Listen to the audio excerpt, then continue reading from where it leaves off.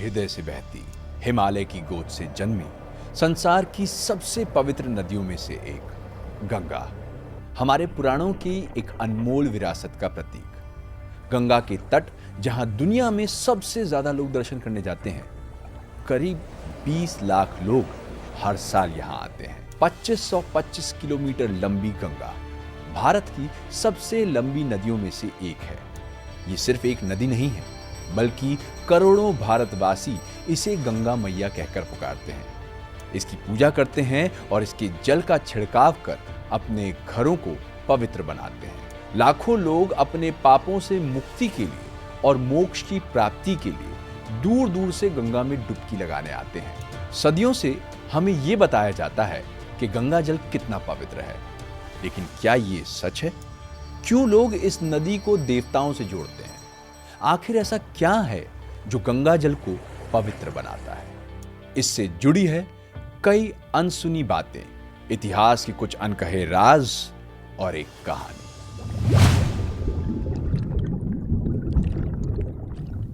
गंगा ना सिर्फ धार्मिक दृष्टि से पवित्र है, बल्कि वैज्ञानिक दृष्टि से भी एक अद्भुत महत्व रखती है।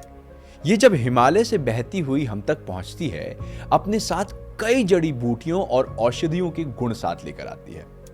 कई साइंटिफिक स्टडीज से यह पता चला है कि गंगा का जल कई एंटी माइक्रोबियल गुणों से भरपूर है। इसका मतलब यह है कि गंगा का जल खुद को स्वच्छ रखने की क्षमता रखता है। इसमें पाए जाने वाले कई तत्व जैसे सल्फर इस जल को गंदा नहीं होने देते। सिर्फ यही नहीं, गंगा के जल की एक अद्भुत विशेषता यह है कि यह जल एटमॉस्फेयर से काफी मात्रा में ऑक्सीजन को एब्जॉर्ब कर सकता है। इसलिए गंगा के जल में बाकी नदियों से 25 गुना ज्यादा ऑक्सीजन है। लखनऊ के नेशनल बॉटैनिकल रिसर्च इंस्टीट्यूट की एक इन्वेस्टिगेशन के हिसाब से गंगा का जल बीमारी फैलाने वाले बैक्टीरिया जैसे ई कोली बैक्टीरिया को खत्म करता है।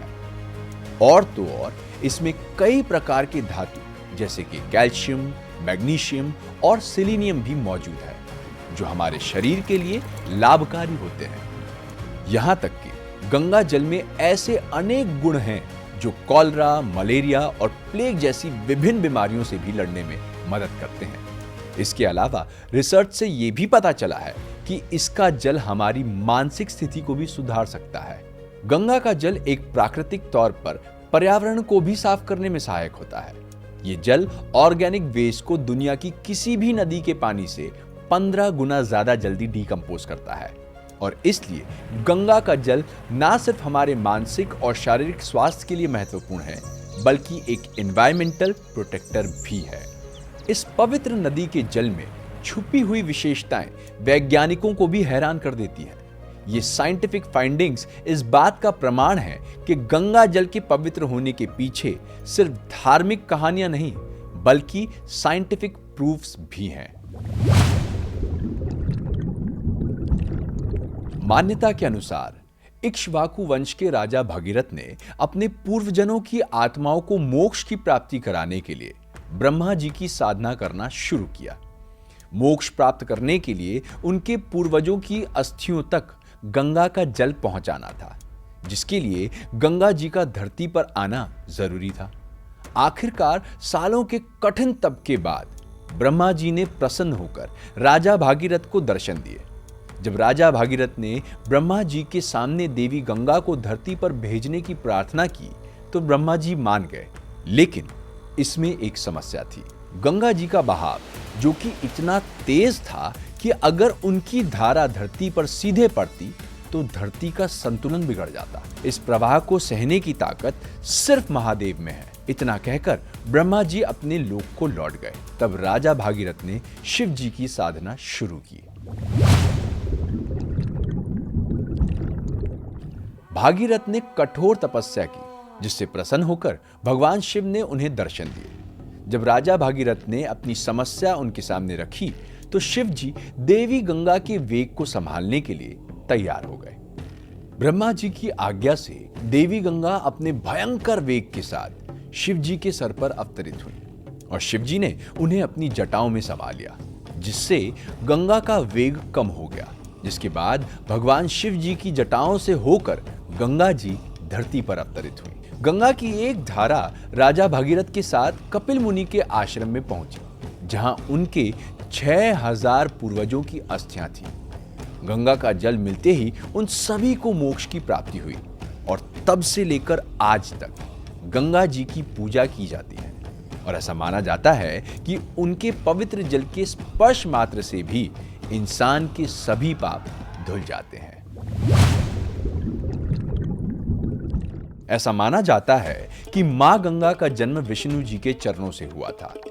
दरअसल राजा बलि ने अपने आप को पृथ्वी का राजा घोषित कर दिया था और उसने घोषणा की कि कोई उसके यहां से खाली हाथ नहीं जाएगा। इसी घमंड की वजह से बलि स्वर्गलोक को भी हासिल करना चाहता था। तब विष्णु जी ने एक सुंदर से छोटे ब्राह्मण का रूप लिया और बलि की सभा में आ गए। ये था उनका वामन अवतार। उन्होंने बलि से अपने 3 कदमों के बराबर जमीन मांगी। बलि को लगा ये छोटे ब्राह्मण के कदम कितने ही बड़े होंगे। उसने हामी भर दी। अब विष्णु जी ने अपनी दैवीय शक्ति का प्रयोग किया। वो छोटा सा ब्राह्मण देखते ही देखते विशाल होता चला गया। उनके एक कदम में पूरी पृथ्वी आ गई, दूसरे कदम में स्वर्ग आ गया। उन्होंने फिर पूछा कि मैं अपना तीसरा कदम कहां रखूं? बलि का घमंड टूट चुका था। उसने उनसे प्रार्थना की वो अपने पहले वाले रूप में आ जाएं और उसके सर पर पैर रख लें। विष्णु जी ने जैसे ही ऐसा किया, बलि तुरंत पाताल लोक में चला गया। माना जाता है कि ब्रह्मा जी ने अपने कमंडल के जल से विष्णु जी के चरणों का अभिषेक किया था और इसी जल से गंगा जी का जन्म हुआ था। और इसलिए गंगा सिर्फ भारत की प्रमुख नदी ही नहीं, बल्कि एक देवी का रूप भी मानी जाती है। गंगा के इस धरती पर प्रकट होने की कथा को राजा भगीरथ की तपस्या से जोड़ा जाता है, लेकिन देवी गंगा के इस धरती पर अवतरण का कारण था एक श्राप। एक बार जब देवी गंगा का सामना ऋषि दुर्वासा से हुआ तो बहुत तेज हवा चल रही थी। इसके कारण ऋषि दुर्वासा के वस्त्र उड़ गए। ये देखकर गंगा जी हंसने लगी, पर ऋषि दुर्वासा बहुत क्रोधित हो गए। उन्होंने देवी गंगा को यह श्राप दे दिया कि वे स्वर्ग से दूर धरती पर एक नदी के रूप में अवतार लेंगी। मां गंगा एक ऐसी नदी जिसे मां के रूप में पूजा जाता है। जिस तरह एक मां जीवन देती है, रक्षा करती है, उसी प्रकार से गंगा भी इस धरती पर जीवन का स्रोत है। A mother in true sense. जितना महत्व गंगा जी पुराणों में रखती हैं, उतना ही सहयोग ये भारत की आर्थिक व्यवस्था में भी करती है। इस पवित्र नदी के किनारे बसा जीवन, व्यवसाय और आर्थिक विकास इस बात का प्रतीक है। गंगा उत्तर भारत का एक महत्वपूर्ण हिस्सा है और इसका जल एक इंपॉर्टेंट रिसोर्स है। इसके किनारे एग्रीकल्चरल डेवलपमेंट पीक पर रहता है। इस जल में कई ऐसे तत्व हैं जो खेती में बहुत मदद करते हैं। इसके साथ इस नदी के किनारे स्थित शहर जैसे कि कानपुर, वाराणसी और पटना भारत में व्यापार और व्यवसाय के बड़े केंद्र हैं। गंगा के तट पर हर साल लाखों लोग आते हैं, जिससे पर्यटन को भी बढ़ावा मिलता है।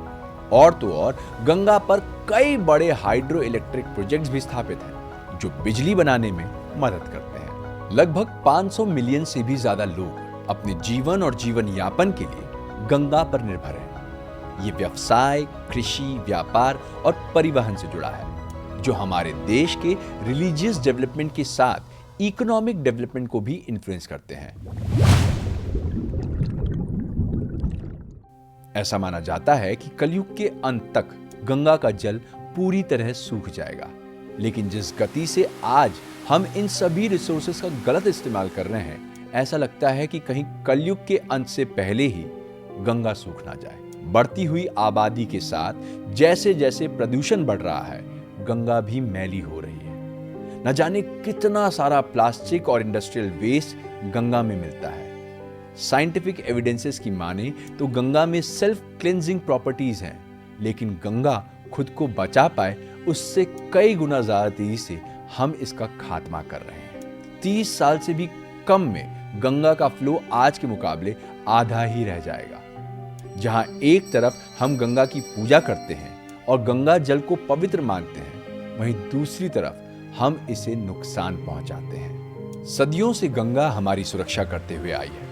ये हमारे देश की सबसे महत्वपूर्ण नदी है, जिसके महत्व और पवित्रता को समझकर हम अपनी संस्कृति को समझते हैं। इसलिए इस पवित्र जल की कहानी हमारी आने वाली जनरेशन्स के लिए सिर्फ कहानी बनकर ना रह जाए, इसलिए इसकी सुरक्षा हमारी जिम्मेदारी है। इसके बारे में आपके क्या थॉट्स हैं, हमें कमेंट में जरूर बताइए।